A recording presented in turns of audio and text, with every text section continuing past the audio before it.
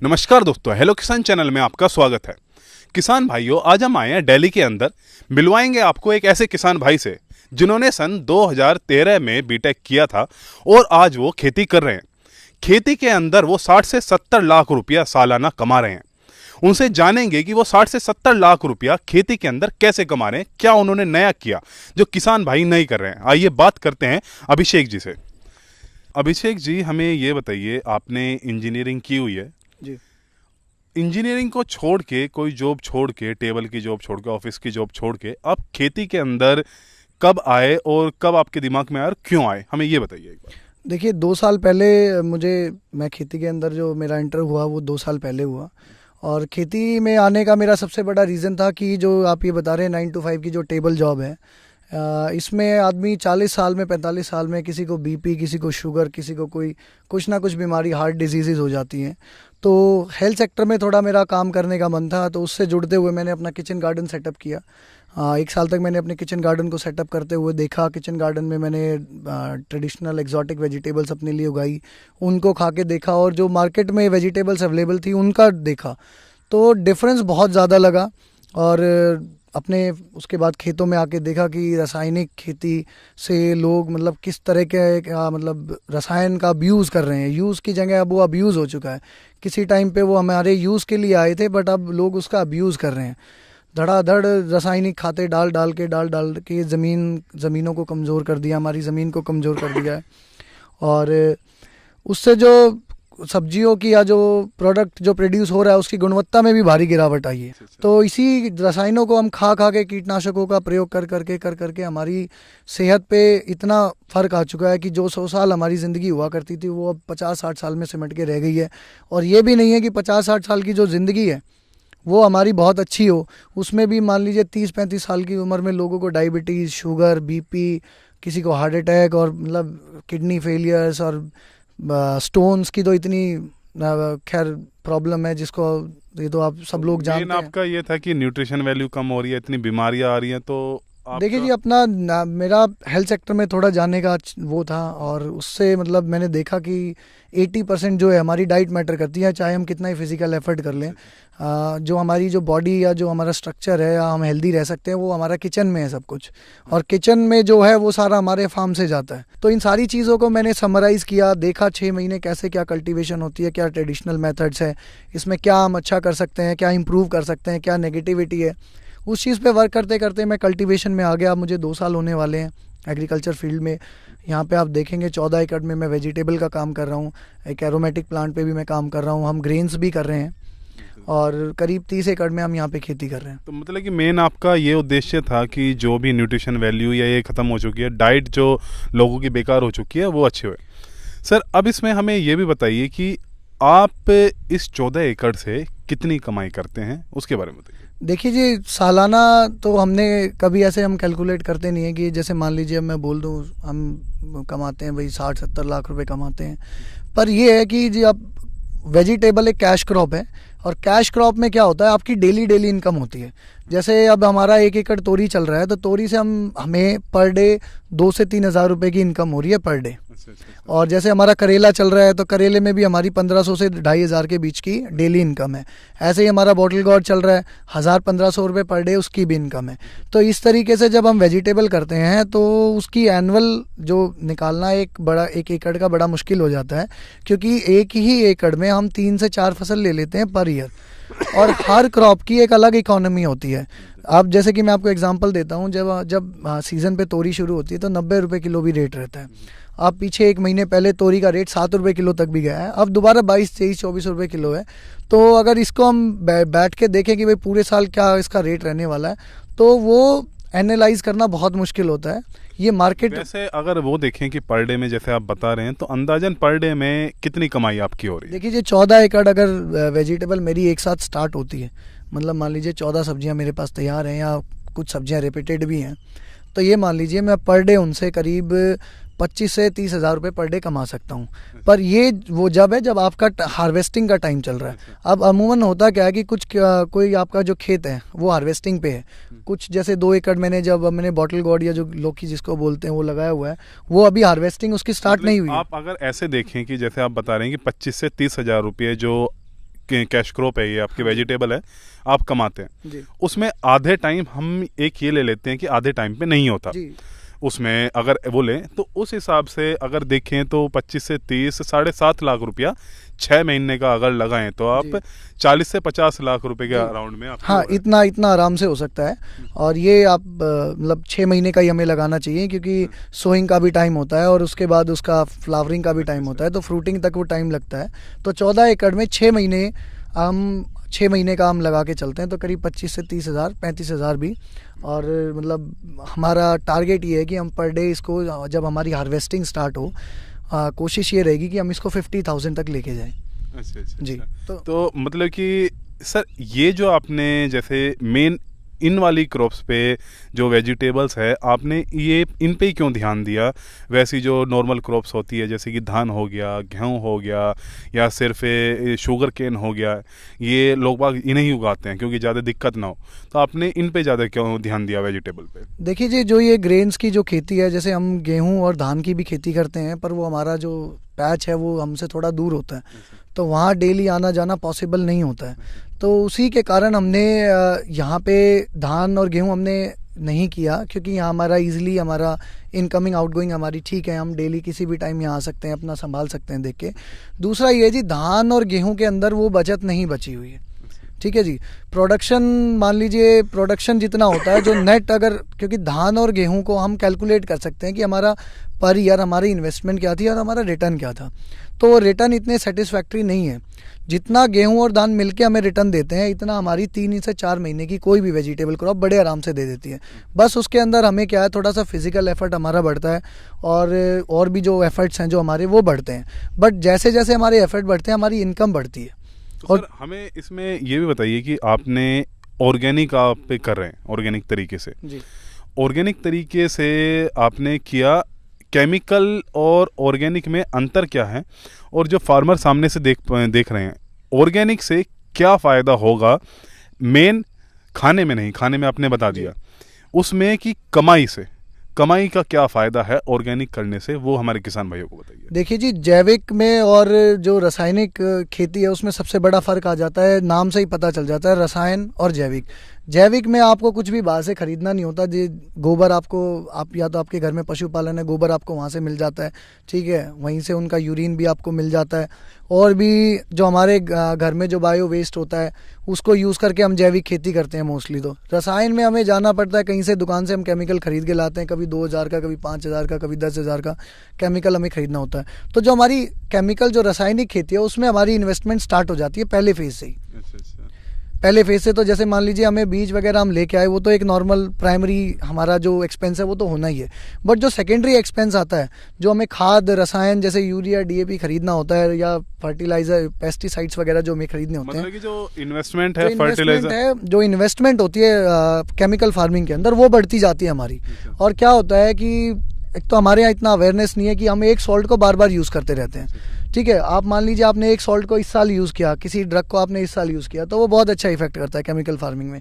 दूसरे साल उसका इफेक्ट गिरना शुरू हो जाता है। 3-4 साल बाद जहां आपका एक स्प्रे में काम होना था, वहां आपके 5-5, 10-10 स्प्रे लग जाते हैं, ठीक है। तो आपकी पर ईयर, जैसे कि मैं आपको एग्जांपल देना चाहूँगा, यार इन्वेस्टमेंट बढ़ती जाती है और उस हिसाब से जो आपकी इनकम है वो बढ़ती नहीं है। जैसे हमारे यहाँ धानों में 6-6 कट्टा यूरिया डाल रहे हैं, ठीक है जी। वो कभी किसी टाइम पे 1 या 2 कट्टे यूरिया डालते थे, तो वो 6 कट्टों तक जा चुके हैं। मान लीजिए आने वाले साल में कितने, क्या 10 कट्टे डालेंगे, 20 कट्टे डालेंगे। तो आप देखते जा रहे हैं कि धान का जो रेट है, जो MSP है, वो तो नॉर्मल वही है, उसमें 10-20 रुपये ऊपर बढ़ जाते हैं। किसान कितना बेच लेता है, उससे 50 रुपये ऊपर बेच लेगा। पर जब आप देखते जा रहे हैं, जो रसायन आप डालते जा रहे हैं, वो कितना बढ़ते जा रहे हैं, पर बैग 350-300 रुपये आपका बढ़ता जा रहा है। ये तो सर आपने बता दिया कि इसमें जो इन्वेस्टमेंट कर रहे हैं, केमिकल आप डाल रहे हैं, वो हर साल बढ़ते ही जा रहे हैं और सभी किसान भाइयों को पता भी है।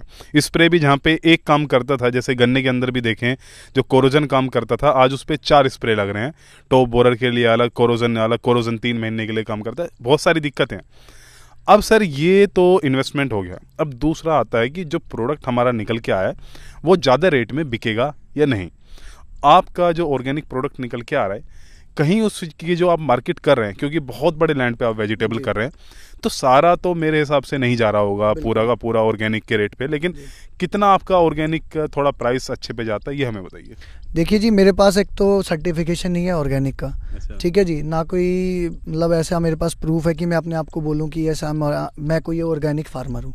ठीक है जी, मैं जैविक तरीके से खेती कर रहा हूँ, ये मैंने आपको बताया, आपने भी कहा भाई आप जैविक तरीके से खेती कर रहे हैं। तो मुझे सिर्फ इतना फ़ायदा हो रहा है अभी, मुझे सिर्फ इतना फ़ायदा है कि जब जो मैं अपना प्रोड्यूस लेके जाता हूँ, जैसे हमारे यहाँ पे रिलायंस फ्रेश, बिग बास्केट और मदर डेयरी और काफ़ी प्राइवेट वेंडर बैठे हुए हैं, जब मैं उनके पास अपना प्रोड्यूस लेके जाता हूँ तो वो मुझे प्रेफरेंस देते हैं।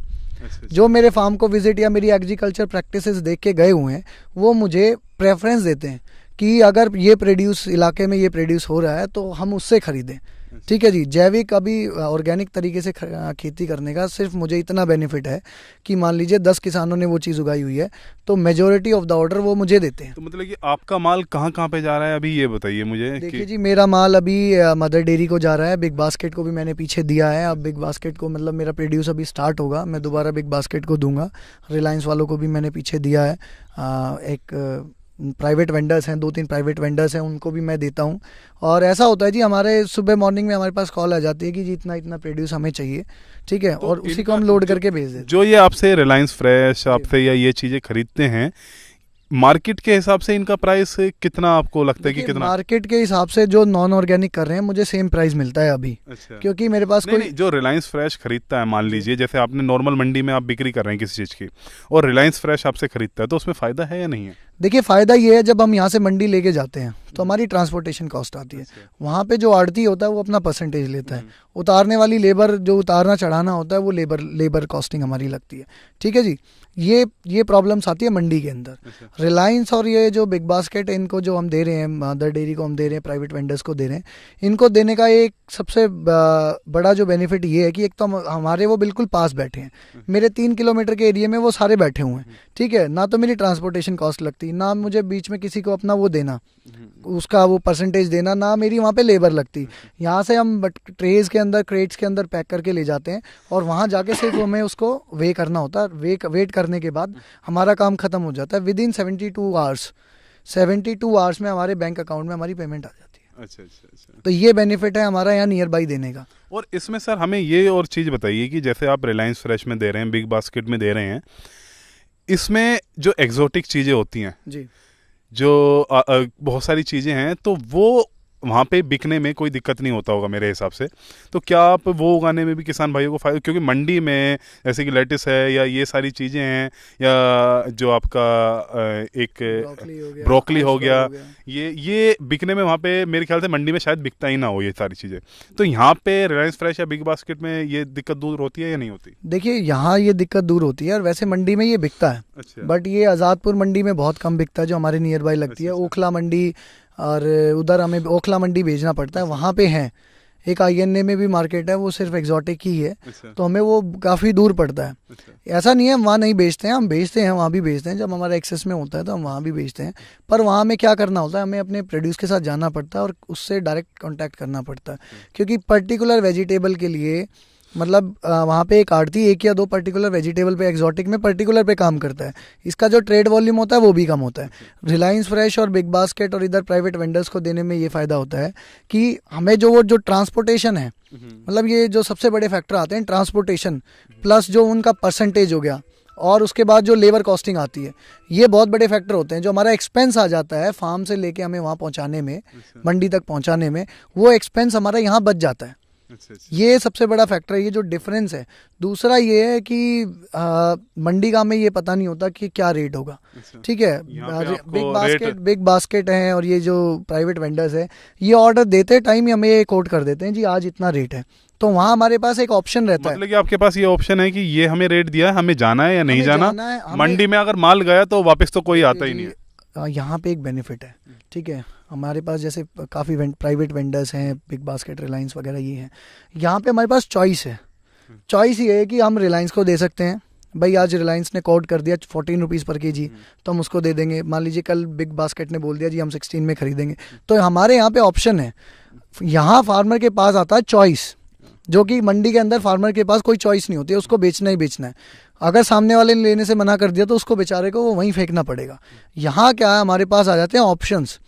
पहली बार किसान के पास कहीं ऑप्शन आता है अपना माल बेचने में, वरना ऐसा कहीं भी नहीं है। आप किसी मंडी चले जाएं, ठीक है, बहुत रेयर ही कोई प्रोडक्ट आपने उगा रखा है, कोई प्रोड्यूस कर रखा है या मंडी में आया ही नहीं, सिर्फ आप ही लेके आए हैं, तो शायद आपको वो ऑप्शन वहाँ मिल सकता है। वरना डे टू डे जो रेगुलर सब्जियां, जो रेगुलर ट्रेडिशनल वेजिटेबल्स जा रही हैं, उसमें आपको ऐसा ऑप्शन मिल जाए, ऐसा मंडी में बिल्कुल पॉसिबल नहीं है। तो सर हम इसमें एक और चीज़ बताइए कि जैसे जो हम ज़्यादातर अभी देख रहा हूँ मैं, जैसे मैंने बहुत सारे किसान भाइयों का इंटरव्यू लिया, उसमें जितने भी आदमी मुझे मिले जो कुछ नया कर रहे हैं, अच्छा कर रहे हैं, अच्छा मुनाफा कमा रहे हैं, वो सभी युवा हैं। तो जैसे आप भी एक युवा हैं, आप कैसे, और जो दूसरे युवा हैं और पढ़े लिखे, मेन बात है कि एग्रीकल्चर के अंदर पढ़े लिखे युवा अभी आ रहे हैं जो कि पहले नहीं था, तो आप कैसे प्रेरणा देना चाहेंगे जो सामने से किसान भाई देख रहे हैं, पढ़े हैं या कहीं जॉब भी कर रहे हैं, जैसे भी है, अगर वो एग्रीकल्चर के अंदर आना चाहते हैं, कहीं एक दिमाग में है या दिल में है, तो उन्हें कैसे इंस्पायर करना चाहेंगे, आप ये बताइए। देखिए, इंस्पिरेशन का तो ये है जी, अगर आप खेती करना चाहते हैं तो एकदम से खेती में ना कूदें, ठीक है। पहले अपने रिसोर्सेज पे, अपने जहाँ पे आप कल्टीवेशन करना चाहते हैं वहाँ की मार्केट को, क्योंकि किसान मार खाता मार्केटिंग में, किसान मार्केटिंग नहीं अपने प्रोडक्ट की, सिर्फ ये सब एक ऐसा प्रोफेशन है जहाँ प्रोफेशनल पर्सन अपनी मार्केटिंग नहीं करता। वरना आप किसी भी इंडस्ट्री में चले जाएं, जो भी प्रोड्यूसर होता है वो अपनी मार्केटिंग ज़रूर करता है, किसान अपनी मार्केटिंग नहीं करता, इसीलिए वो आज पीछे है। सबसे बड़ा ड्रॉबैक जो एग्रीकल्चर का वो ये है कि जो फार्मर है, जो प्रोड्यूसर है, वो अपना मार्केट खुद ना तो सर्च करता है, ना बनाने की कोशिश करता है, ठीक है। इसमें जैसे हमारे तो मतलब कि मेन जो किसानों का आपके हिसाब से जो आज इतनी गंदी हालत है, वो इस वजह से है कि मार्केट, वो जैसे सभी चीज़ का ले लीजिए आप, चिप्स से लेके पेप्सी से लेके सभी मार्केट कर रहे हैं, किसान मार्केट नहीं कर रहा, मतलब कि मेन ये दिक्कत है। नहीं, मेन दिक्कत और भी है, पर सबसे बड़ी मेन दिक्कत ये मार्केटिंग की है। दूसरा ये है कि किसान जो ट्रेडिशनल फार्मर्स हैं, वो टाइम के साथ अपने आप को इवॉल्व नहीं कर रहे हैं। जैसे मान लीजिए कोई इंडस्ट्रियलिस्ट है, वो उसने कोई मशीन लगाया हुआ है, ठीक है, वो प्रोड्यूस कर रहा है। जब उसको देखता है मार्केट में कि वो इससे एफिशिएंट कोई मशीन मेरे पास आ गई है, तो वो वहाँ से अपने आप को वो अपग्रेड करता है। बट फार्मर्स जो ट्रेडिशनल और कन्वेंशनल फार्मर्स है, वो उन्होंने अपने आप को अपग्रेड नहीं किया, ठीक है। वो आज भी वही, मान लीजिए जो कुछ लोग सब्जी लगा रहे हैं, जैसे शलगम लगा रहे हैं, तो वो हर साल शलगम ही लगाते हैं। मूली लगा रहे हैं तो मूली ही लगाते हैं। मान लीजिए कोई आलू लगा रहा है तो आलू ही लगाता है। वो अपने आप को अपग्रेड नहीं करना चाहता, नहीं वो करता, ना वो इस चीज़ पे ध्यान देता। मान लीजिए गन्ना के फार्मर है, धान की खेती है, अब आपको 15-15, 20-20 साल से एक ही फसल करते जा रहे हैं, एक फसल करते जा रहे हैं, फसल चक्र वो अपना नहीं रहे हैं। ज़मीन उनकी कमज़ोर होती जा रही है, इन्वेस्टमेंट उनकी बढ़ती जा रही है, इनकम उनकी घटती जा रही है। तो कई सारे कारण, बहुत सारे कारण हैं। मैनेजमेंट अगर आप देखें तो मिलके पूरा एक वो गलत राह पे आ गए हैं, क्रॉप रोटेशन नहीं करते हैं, मार्केटिंग नहीं देख रहे हैं। दूसरी चीज़, किसान भाइयों, मैं यहाँ पे आपसे एक और चीज़ कहना चाहता हूँ, मार्केटिंग सबसे बड़ी चीज़ है। हर कोई जो बिजनेस के अंदर आता है, हर चीज़ की मार्केट करता है। आप किसी भी चीज़ को, पेप्सी से लेके, बैग से लेके, घड़ी से लेके, आप कुछ भी करिए, मार्केट तो किसान भाइयों आपको करना होगा। आपको मार्केट नहीं है तो बनानी होगी। मंडी में डायरेक्ट सामान फेंक के आने से इतना प्रॉफिट नहीं आएगा। तो सर, वो इंस्पायर वाली बात थी कि आप क्या कहना चाहेंगे, वो और बता दीजिए। देखिए जी, आप अगर एग्रीकल्चर में आप आना चाहते हैं, देखिए एग्रीकल्चर जैसा कोई बिजनेस नहीं है, मैं मानता हूँ, ठीक है। प्रॉब्लम्स बहुत हैं, डिसअपॉइंट भी खूब होते हैं, डिसएडवांटेज भी बहुत है, बट एडवांटेजेस भी बहुत हैं। आप एक सीड डाल के और कई किलो आप प्रोड्यूस और किसी चीज़ से नहीं ले सकते हैं, किसी और फील्ड में आप ले ही नहीं सकते हैं। तो एग्रीकल्चर बहुत अच्छा एक आपका करियर बन सकता है। उसमें थोड़ा सा, जैसे आप पढ़े लिखे हैं तो मार्केट स्टडी करें, अपना पूरी रिपोर्ट बनाएं, अपने रिसोर्सेज को अच्छी से तरीके से यूटिलाइज़ करें। बार बार मैं इस चीज़ को कहता हूं कि अपने रिसोर्सेज को यूटिलाइज़ करें। ये नहीं देखें कि दूसरा किसान वहाँ बैठा है वो क्या कर रहा है, सीखें, देखें वो क्या कर रहा है, कैसे कर रहा है। दैट इज़ अनदर, वो मतलब एक अलग चीज़ है।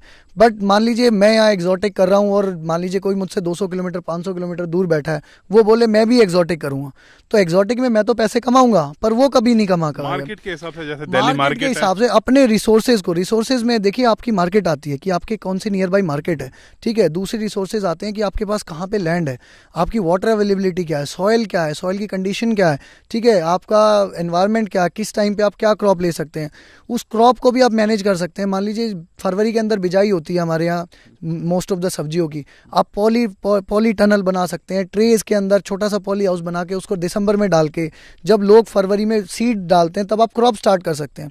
मान लीजिए जैसे मैं आपको एग्जांपल देता हूँ, पॉली टनल में हमने अपनी पौध वगैरह हमने तैयार करने के बाद मान लीजिए हमने फरवरी में जब लोग सीड डाल रहे थे तब हम अपना ट्रांसप्लांट कर रहे थे, ठीक है। जब लोगों का जी जब वो जर्मिनेट हो रहा था, जब लोगों के पौधे जर्मिनेशन पे थे तब हमारे फ्रूटिंग पे थे, मतलब वेजिटेबल हमारा फ्लावर से फ्रूट बनना स्टार्ट हो गया था।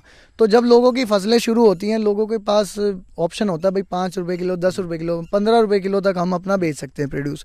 उस टाइम पे हम 30-40 रुपये किलो बेचते हैं। तो किसान ऐसी टेक्निक्स ऐसे मतलब अपने रिसोर्सेज को यूज़ करके बहुत कुछ कर सकता है। और मैं आपको बताता हूँ, कन्वेंशनल फार्मर की जब तक क्रॉप स्टार्ट होती है ना, प्रोग्रेसिव फार्मर उस टाइम पे पैसे कमा के बैठ जाता है, उस टाइम तक वो पैसे कमा के बैठ चुका होता है। ये सबसे बड़ा एक एडवांटेज है जब आप अपने आप को इवॉल्व करते हो।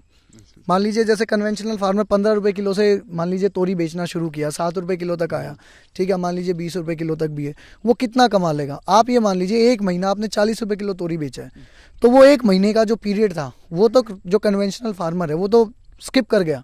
उस टाइम पे उसकी इन्वेस्टमेंट, मतलब कि जो मेन टाइम था बेचने का वो उस पे कन्वेंशनल तरीके से आप करेंगे तो वो इतना प्रॉफिट नहीं होगा। आप कैसे देखिए, कन्वेंशनल तरीके से आप चलेंगे तो कन्वेंशनल आप कोई मैं युवा है, अगर आपको भी कन्वेंशनल फार्मिंग करनी है तो क्या फ़ायदा फार्मिंग में आने का, ठीक है। जो लोग, ये धारणा है हमारे यहाँ पे कि जो कुछ नहीं करता वो खेती करता है, ठीक है। ये धारणा ही आपको बदलनी है। आप कैसे बदल सकते हो? जब आप कुछ नया करने का, या आपके अंदर मान लीजिए आप पढ़े लिखे हो, वेल एजुकेटेड हो, टेक्नोलॉजी को आप देख रहे हो, जो लाइफस्टाइल आपके अपर जनरेशन ने जिया है, क्या आप वो लाइफस्टाइल जी रहे हो? नहीं जी रहे ना। तो फिर खेती आप जो आपकी अपर जनरेशन ने खेती की है, अगर आप वही खेती करते रहोगे तो आप मतलब कैसे उनसे डिफरेंशिएट? लाइफस्टाइल को तो आपने वेस्टर्नाइज कर लिया, बट अपनी खेती को आपने वहीं छोड़ दिया जहाँ वो थी, और इसीलिए खेती घाटे का सौदा बनता चला गया, फार्मर्स की कंडीशन गिरती चली गई।